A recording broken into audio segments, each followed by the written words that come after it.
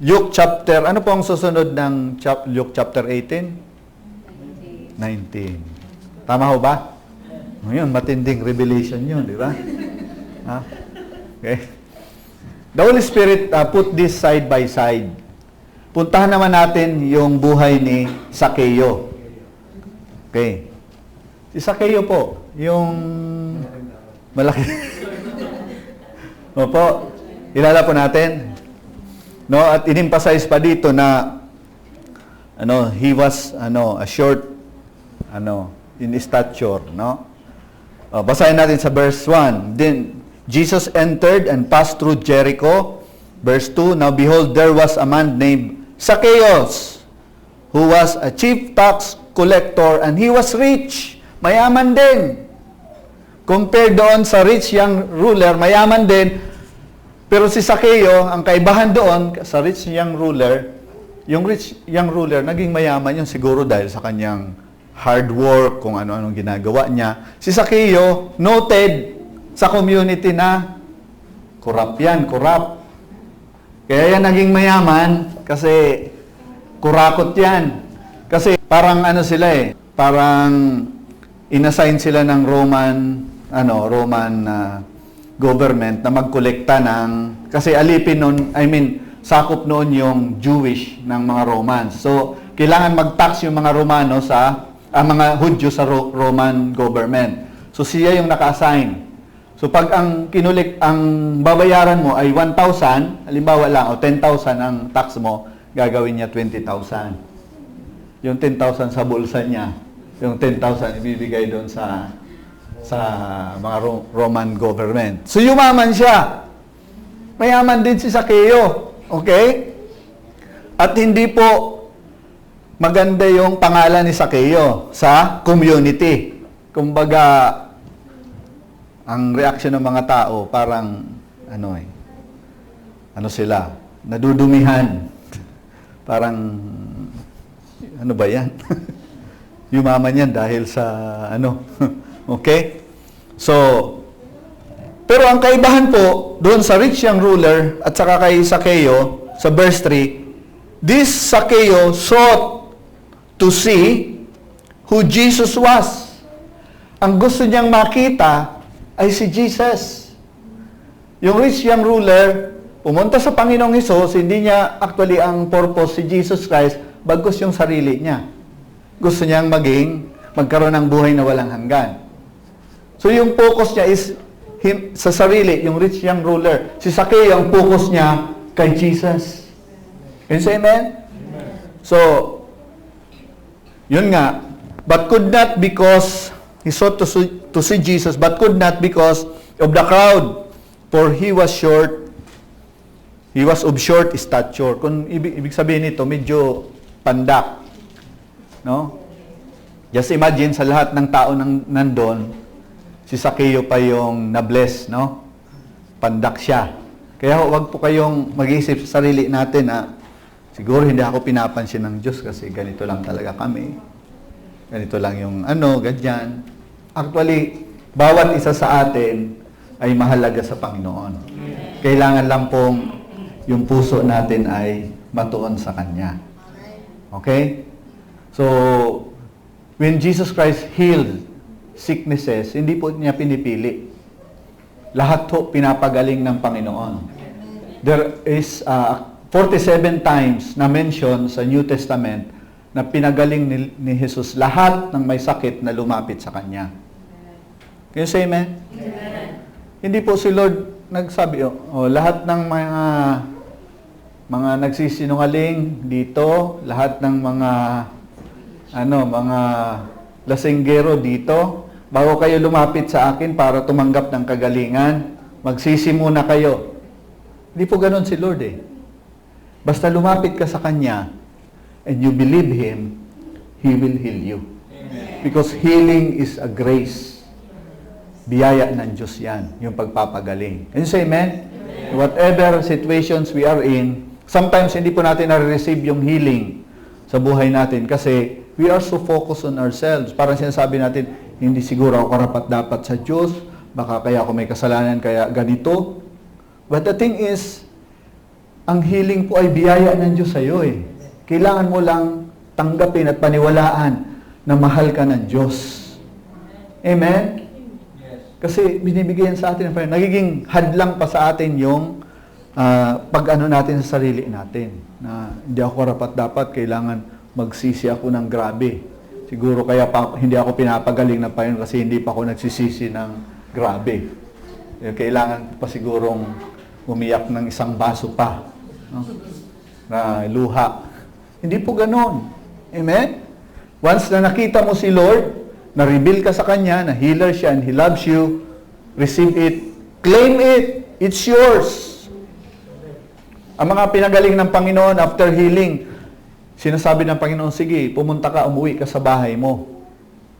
Pumunta ka doon sa mga relatives mo. Hindi po niya inaano yung pinagaling niya na, sige, since gumaling ka, dapat sumunod ka sa akin. Hindi po ganun si Lord. It's by your decision kung susunod ka sa Kanya.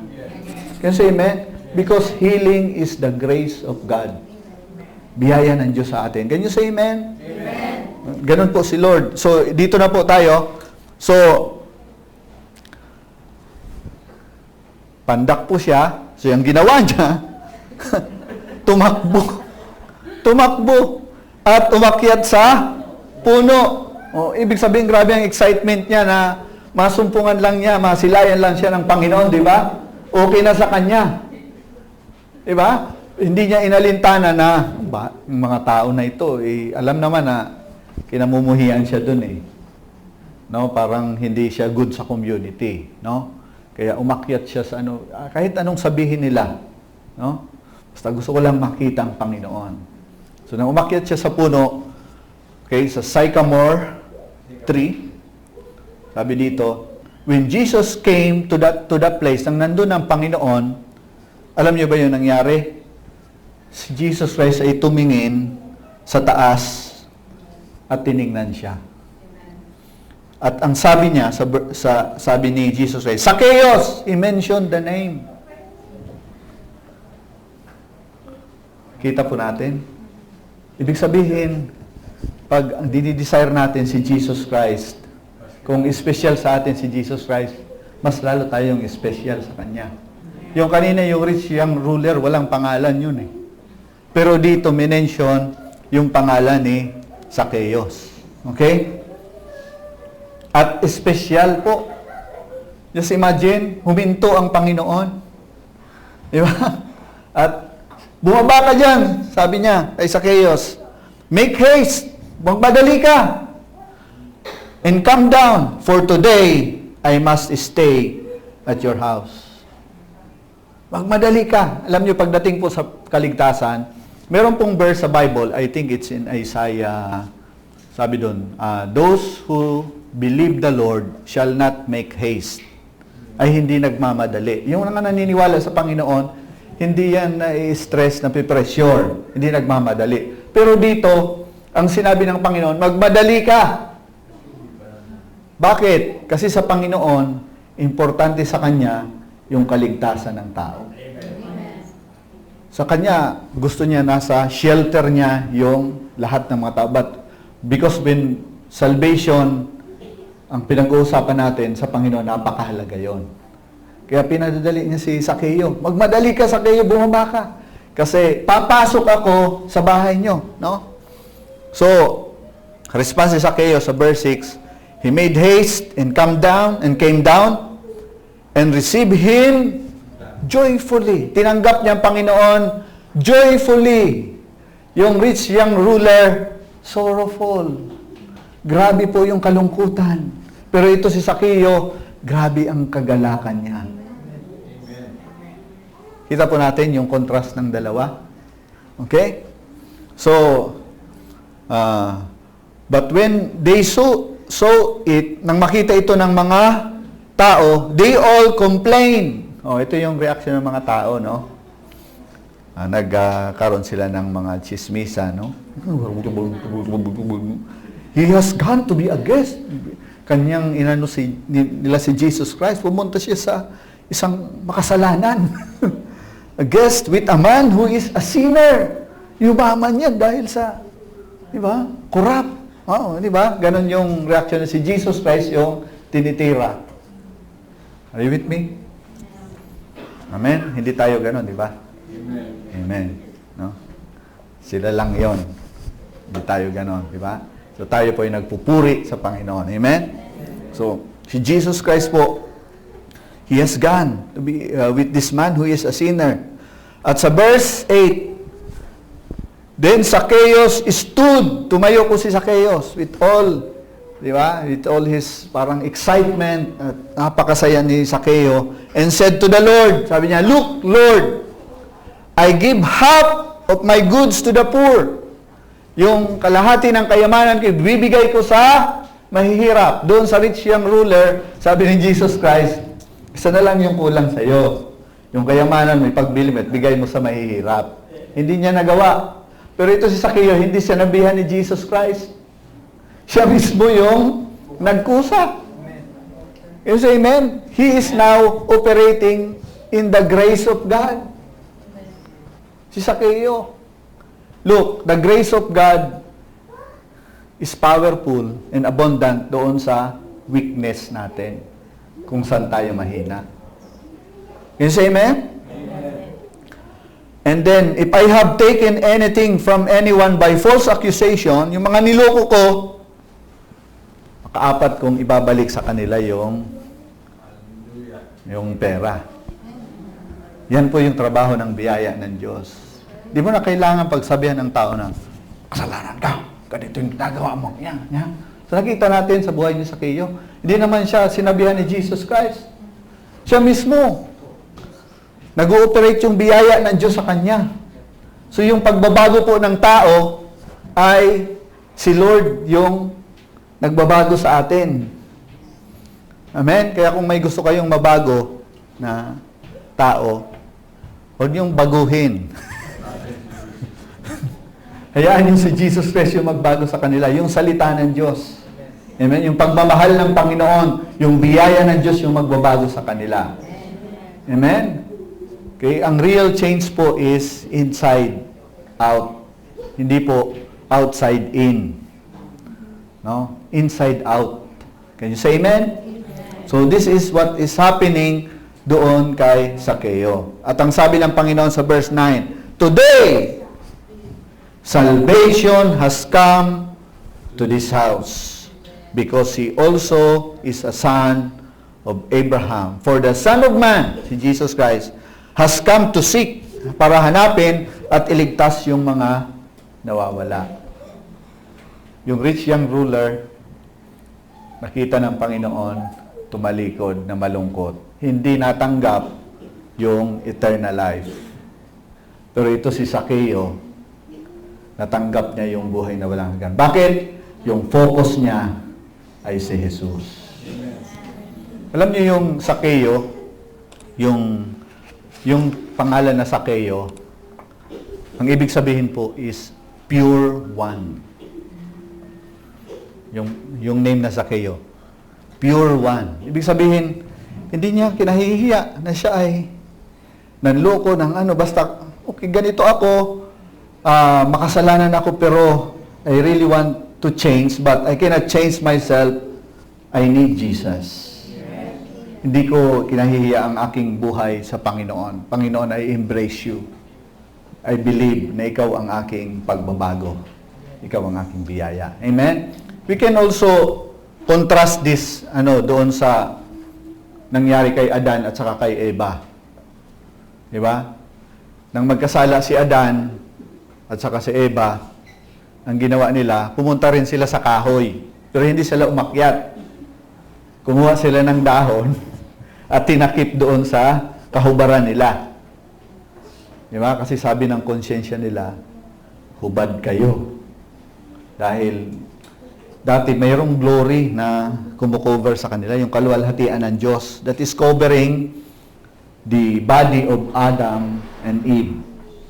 No? Hindi nila nakikita yon, yung kahubaran nila. Pero nang sila po ay mag-disobey sa Diyos, dahil kinain nila yung hindi nila dapat kainin na bunga ng kahoy, no?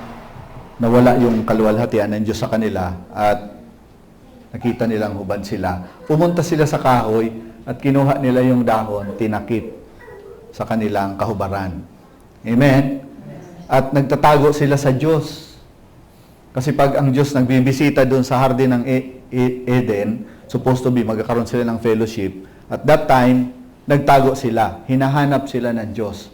Ibig sabihin, God is longing for fellowship and for relationship kay Adam and Eve. Amen? Kaya ho, yung pagkakasala natin, no, yung pagkakasala ng tao, yan po yung yung isang bagay na binigyan ng solusyon ng Panginoon doon sa krus ng Kalbaryo. Okay? Ang Panginoon ang napako sa krus instead na tayo ang magdusa. Ayun, say amen? Okay? Kasi ho, imbis na dapat ho magtago tayo, no? Ang dapat na magandang posture, yung ginawa ni Sakeo. Bakit? Anong ginawa ni Sakeo? Hindi siya nagtago. Hindi niya ikinahiya yung kanyang sitwasyon na siya po ay manluloko. Kasi alam niya na kailangan niya si Jesus. Alam niya na si Jesus ang kanyang pagbabago. Alam niya na si Jesus ang kanyang buhay. Kaya ang ginawa niya, pumunta rin siya sa puno. Pero hindi po siya kumuha ng dahon para itakip sa kanyang kahihiyan. Ang ginawa niya, umakyat siya sa puno at inexpose niya ang kanyang sarili sa Panginoon. Can you say amen? Amen. And the Lord says, make haste and come down. And today, salvation has come doon kay Sakeo. Amen? So mga kapatid, this is our God. No? Actually, gusto niya na siya lang yung maluwalhati talaga sa buhay natin. Amen? Naalala ko po ng yung Ark of the Covenant. Yung Arko ng Covenant, yung dala-dala ng mga pare. Alam niyo ba yun? Yung merong dalawang angels, which symbolizes the presence of God. Okay? So, one time, dinala po ni King David doon sa Jerusalem. At mali po yung pagkadala nito. Sinakay po siya sa kariton at ginsasaog sa mga ox, ng mga parang baka o ox, wala man dito sa atin noon. Ganun po. Tapos nang habang dinadala ito papunta sa Jerusalem, mayroong mga sabi nga procession papunta doon. Nakatalisod po yung kariton na may gulong ng siguro pwedeng bato or natalisod siya at yung pong Ark of the Covenant ay mabubuwal. Okay? Isa po doon na nagngangalan pong Uza, mabubuwal na yung siyempre malalaglag yung yung Ark of the Covenant sa kanyang pong magandang kanyang sinalo yung ark para hindi ho mabuwal, mahulog. Okay? Naibalik niya, pero instantly, he died. Bakit? Maganda naman yung ginawa ni Uza. Bakit namatay siya? Kasi po, makikita po natin yung susi doon sa pangalan niya. Yung Uza, galing po yung pong baril na usi. Alam niyo ba yung parang 45 na mahaba yung doon po kinuha yung pangalan noon. Ang ibig sabihin noon, man's power. Ibig sabihin sa kanyang sariling lakas, tutulungan niya yung presensya ng Diyos. You cannot do that. It will take your life. Mamamatay ka. Hindi mo kayang tulungan ang presensya ng Diyos. Sa tingin ninyo, walang kakayahan yung presensya ng Diyos na yung Ark of the Covenant na maibalik niya sa dati. In fact, may instances po sa Old Testament na hinarap lang nila yung Ark of the Covenant sa estatwa ni Dagon, di ba? Yung sinasamba ng mga pagano. Hinarap lang nila, pagka umaga, lahat ng estatwa na yun, warak-warak, talagang ano siya, hati-hati sa presensya ng Panginoon. So the presence of God has its own power para hawakan tayo. So ang gagawin po natin is not to help the presence of God. Kailangan po nating mag-submit sa presensya ng Diyos. Can you say amen? Amen. So, yun po yung biyaya ng Panginoon. No, if you want na ang grace ni Lord ay nagtatrabaho sa atin, submit natin yung ating sarili. No? Aminin natin na wala tayong kakayahan. Pero dahil nandito ang Panginoon sa atin, kaya tayo may kakayahan. Can you say amen? Amen? Because the grace of God is abundant doon sa weak area ng buhay natin. Okay, this is what Paul is saying in 1 Corinthians chapter 1 sa verse 26. Ang sabi dito, For you see your calling, brethren, that not many wise according to the flesh, not many mighty, not many noble are called. No? Hindi lahat ng matatalino, mga gwapo, ganyan. Sa paningin ng mundo ay tinatawag. Sa verse 27, But God has chosen the foolish things of the world. Yung mga hindi pinapansin dito sa mundo, yung mga walang kabuwang-buwang, yung alam natin na walang magagawa, yan yung pinipili ng Panginoon. To put to shame the wise, yung mga siga-siga o mga nagmamarunong dito sa mundo para mapahiya sila. And God has chosen the weak things of the world to put to shame the things which are mighty, and the base things of the world, and the things which are despised, God has chosen. And the things which are not, to bring to nothing the things that are. Mga kapatid, kaya po lahat tayo ay qualified sa Panginoon. Amen. Huwag mong sabihin na hindi ka qualified. Diba? Sa sariling atin, hindi talaga. Pero dahil kasama natin si Lord, talagang pang hawakan natin at tanggapin natin, no? Ang blessing o ang grace ng Panginoon sa buhay natin, no? Kaya po tayo ay qualified. Okay? To bring to nothing the things that are. Sa verse 29, that no flesh should glory in His presence.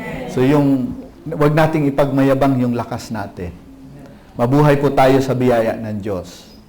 Amen? Every day, matuto tayong magpasalamat sa Panginoon sa kalakasan na meron tayo sa ginagawa natin. That is one way of acknowledging na hindi natin kaya, pero dahil ang Diyos ay nasa atin, kaya napangyayari lahat ng ito. Amen? Kung may mga sitwasyon po tayo na impossible situation sa buhay natin, then masasabi natin, Lord, tunay nga talaga na sa biyaya mo lang, kaya ito mapangyayari sa akin. Itong mga panalangin ko ay magaganap ito, imposibleng mangyari ito, imposibleng sitwasyon ko na ito, pero wala na talaga ako, kaya nga, Lord, ikaw yung maghari, ikaw yung gumalaw sa situation ko. Can you say amen? Yeah. Praise God. So, dito pa po sa verse 2 Corinthians 12 verse 9, 2 Corinthians 12 verse 9 to 10, sabi dito, and he said to me, sabi ni Paul, ito rin yung sinabi sa kanya ng Panginoon, my grace is sufficient for you, for my strength is made perfect in weakness.